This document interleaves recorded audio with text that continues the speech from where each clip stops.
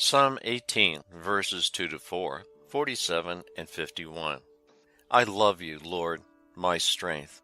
He said, I love you, Lord, my strength, Lord, my rock, my fortress, my deliverer.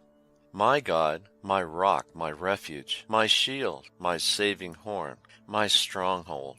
Praise be the Lord, I exclaim. I have been delivered from my enemies. The Lord lives. Blessed be my rock. Exalted be God my Savior. You have given great victories to your king, and shown mercy to his anointed, to David and his prosperity forever.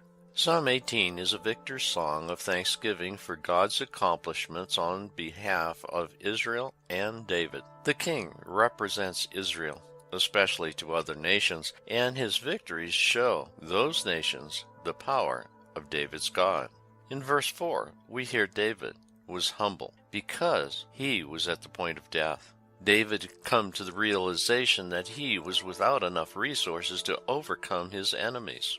Verse 47, the Lord lives.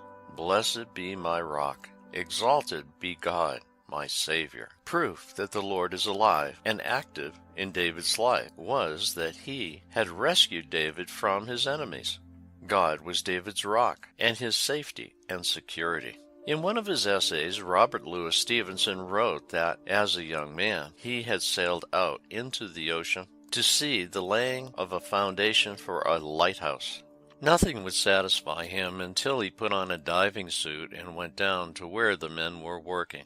When they stood on the floor of the ocean, his companions signaled for him to jump up on a rock that towered above his head. Stevenson thought they were joking, but they repeated the signal. He obeyed, and to his surprise, he landed on top of the rock. He had forgotten that the water was buoyant and that the ocean would support his body. God has an uplifting power which overcomes all odds. God's power makes us more than we are by ourselves. In this case, David's merciful God directed him in unexpected ways in order that he could overcome his enemies, his adversity, and probable death. Certainly David had just cause to worship, praise, and give thanks to God.